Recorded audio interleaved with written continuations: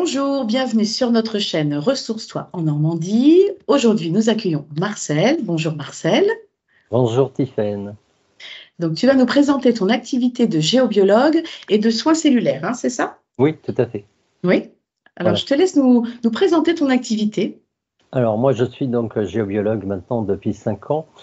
Et donc, ce qui me permet aussi, par rapport à mon activité de praticien, d'avoir justement cet amalgame qui puisse être créé entre les deux pratiques, hein, c'est-à-dire la géobiologie et le côté praticien de soins énergétiques, parce que l'un ne va pas sans l'autre.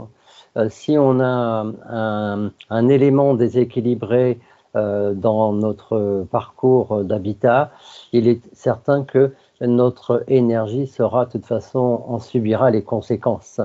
Donc il est important de résoudre avant tout la partie habitat, lieu de travail, etc.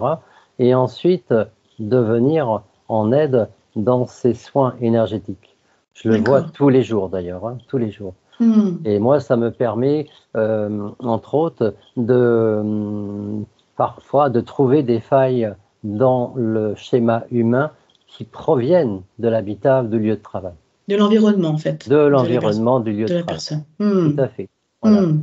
Alors que ça soit l'habitat, le lieu de travail, mais aussi parfois sur le lieu de vacances. Ah oui, d'accord, ok. Hmm. Donc, est-ce que tu peux réexpliquer rapidement ce qu'est que la géobiologie, en fait? Alors, la géobiologie, en fait, euh, nous, en tant que géobiologue, on va faire énormément de recherches et on va faire beaucoup d'analyses. Le plus fréquemment, c'est en distanciel, comme moi je travaille, mais il y a aussi des collègues qui travaillent en présentiel. Et donc, on va travailler avec des cadrans et à l'aide d'un pendule ou des baguettes, diverses baguettes, hein, baguettes léchères, baguettes coudées, etc.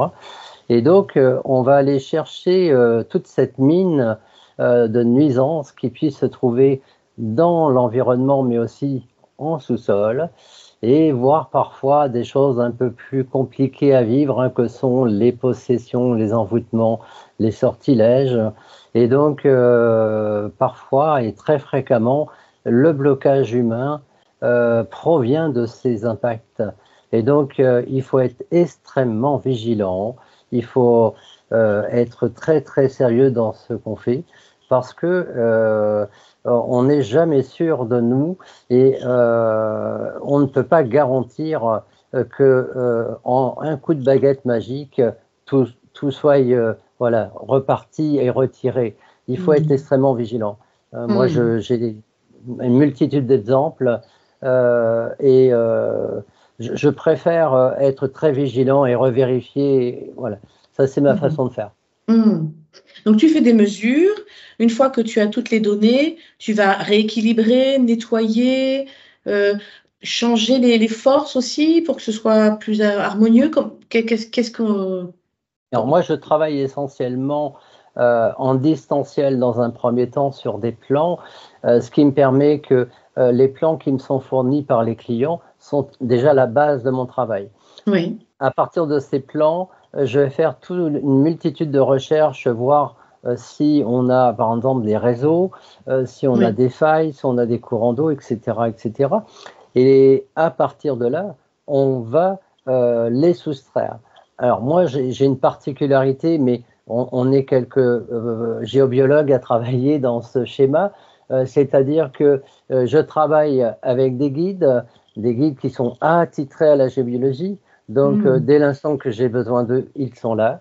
Et donc, c'est quand même beaucoup plus facile, entre guillemets, de soustraire certains éléments. Hmm. Mais cela n'empêche qu'il faut aller revérifier sur le terrain chez les personnes, les Hmm. particuliers ou professionnels, et s'assurer que tout est bien retiré. Hmm. Moi, je m'efforce à me déplacer parce que c'est très très important de vérifier. Quelquefois, il y a des petits oublis et on les corrige sur place. Mais c'est D'accord. l'avantage, un des avantages de travailler avec ces forces de lumière. Hmm. Donc, les personnes en général elles viennent te voir d'abord pour leur maison, c'est ça, si je comprends bien, et ensuite quand tu te rends compte ça a eu un impact sur eux. Et donc là, tu proposes aussi des soins individuels, alors, c'est ça? Si j'ai bien Alors tout à compris. fait, tout à fait. Ce que je fais un bilan avant l'étude géobiologique avec les clients. Et donc, j'analyse en fait leurs points faibles énergétiques avec celui de l'habitat ou du lieu de travail. Et là, il y a des coordonnances. Hmm. Hein, et c'est visuel. Hein. Parfois, ça peut être des troubles de migraine à répétition, ça peut être des problèmes de structure scolectique Une et grande bien fatigue d'autres. Une aussi? grande fatigue aussi. Hmm. Hein. Hmm. Ça peut toucher le système lymphatique, ça peut toucher les muscles. Et donc, nous, en tant que géobiologues, on sait que tel mot est forcément dirigé par telle chose. Ah Hein, oui. et on va Hmm. chercher cette petite chose et on va la Hmm. trouver. Et donc, ça Hmm. nous permet de déplacer, notamment dans la pièce où on passe le plus de temps, qui est la chambre, certains éléments, voire l'ensemble des éléments, parce qu'il y a aussi des éléments dont on ne peut être responsable, mais où on apporte des conseils, hein, c'est-à-dire tout ce Oui. qui est l'ensemble électromagnétique, hein, Ah c'est-à-dire les oui. réveils, les lampes de chevet. Et donc là, on a des appareils de mesure qui nous donnent la densité d'ondes et ça nous permet de dire au client, attention, danger, écarter ou débrancher cette lampe parce qu'elle vous emmènera vraiment des problèmes, des troubles.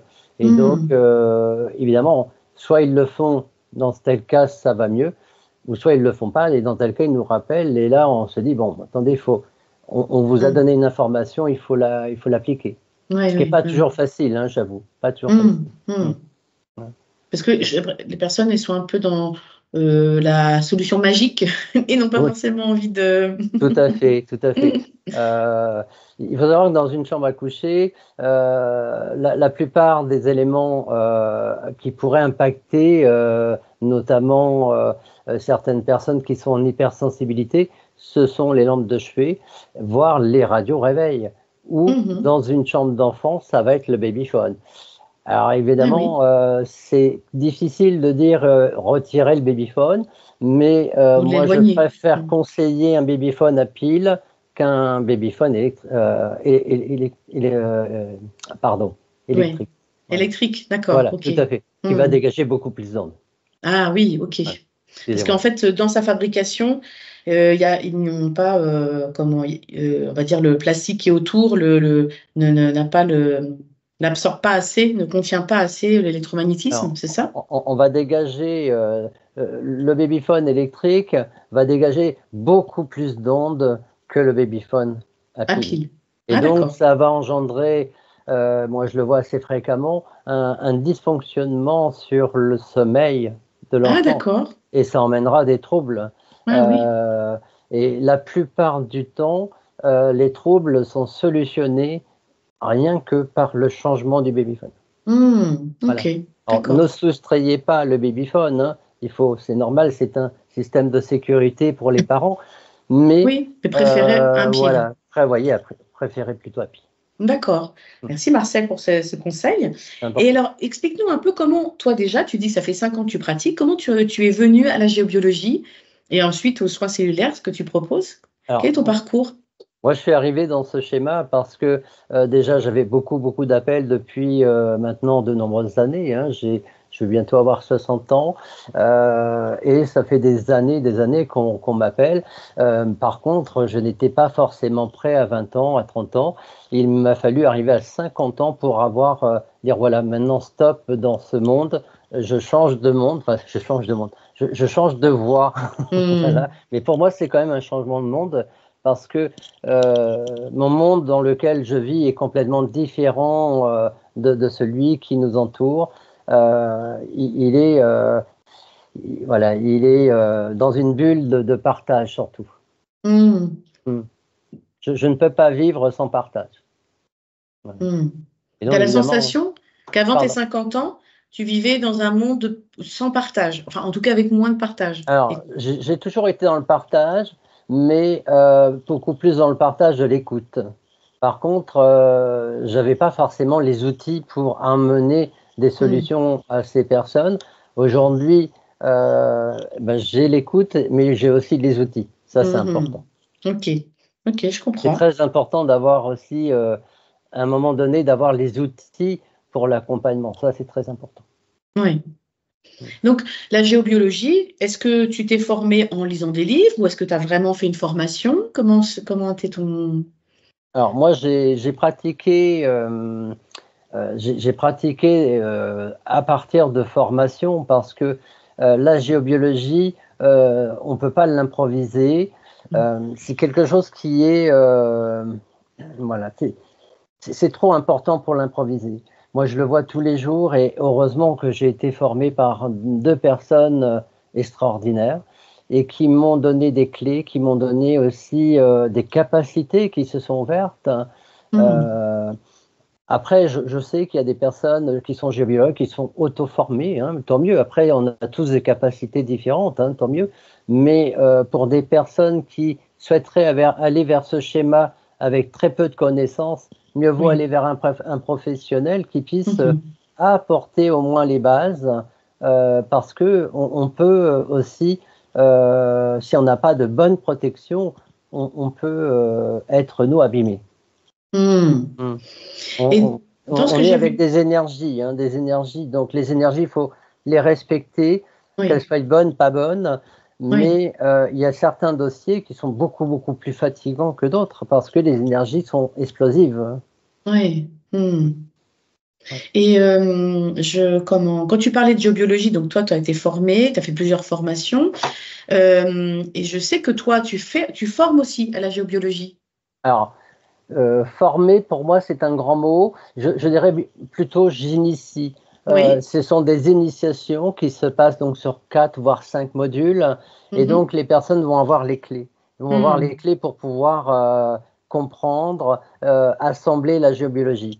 Ensuite, si ces personnes, elles souhaitent vraiment évoluer encore plus, dans tel cas, ben, je les oriente vers mon ami Jean-Paul ou Anne-Sophie, qui sont des amis et qui, eux, sont des géobiologues formateurs.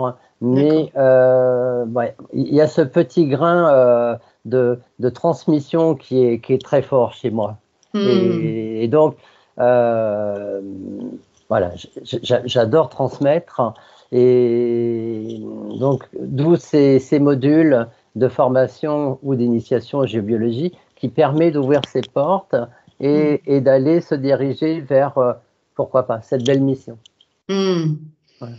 En tout cas, dans le descriptif de la vidéo, on remettra tous les liens. C'est voilà pour que les personnes puissent aller vraiment chercher toute ton actualité, tout ce que tu proposes et tout ça, s'ils souhaitent vraiment te prendre Tout contact à avec fait. toi pour suivre, soit, soit faire, comment dire, de la géobiologie sur leur habitat ou participer à une des sorties que tu fais en petits groupes dans Tout la à fait. nature, sur des Tout lieux à fait. où il y a des choses vraiment intéressantes à aller mesurer en termes d'énergie, en termes Alors moi, je oui. travaille, alors une petite particularité comme beaucoup de géobiologues, je travaille en géobiologie, mais aussi en géobiologie sacrée.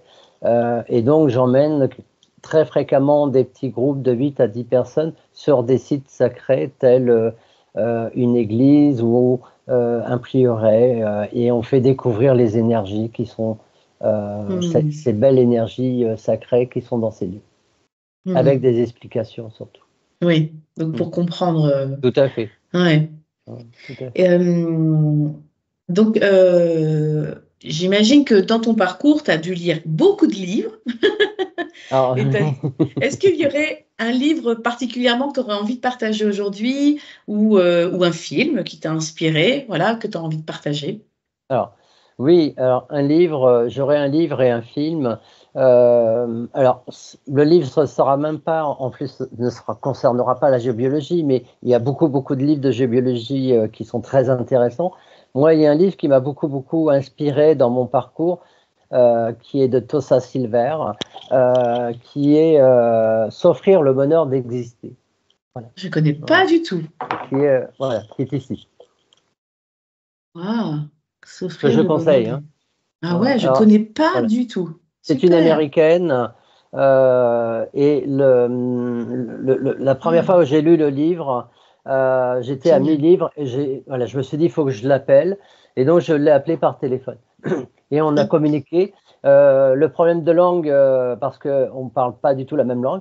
Et donc, elle me dit, elle m'a envoyé un message traduit. Elle me dit, nos problèmes, on va traduire par le traducteur. Et on a discuté 1 heure et demie avec le traducteur. Ah, génial. C'est super. Donc, il faut savoir que cette personne, elle a écrit environ 4 livres et que vraiment, ce sont des livres que je conseille. Ça nous permet voilà, de nous réaligner sur notre chemin, surtout. Hmm. Voilà.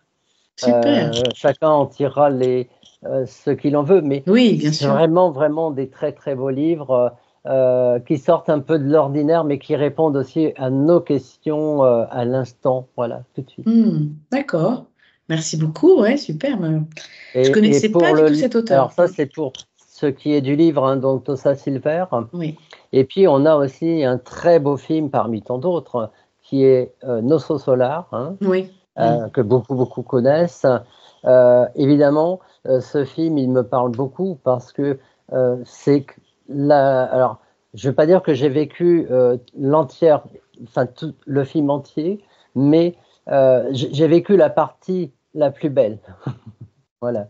Hein, en faisant mon AMI, j'ai vécu quasiment toute la fin du film, mais il faut savoir que le film est très imagé quand même dans la fin, parce que le monde d'après, il n'y a pas de soucoupe volante, je veux dire, il n'y a pas de choses qui volent.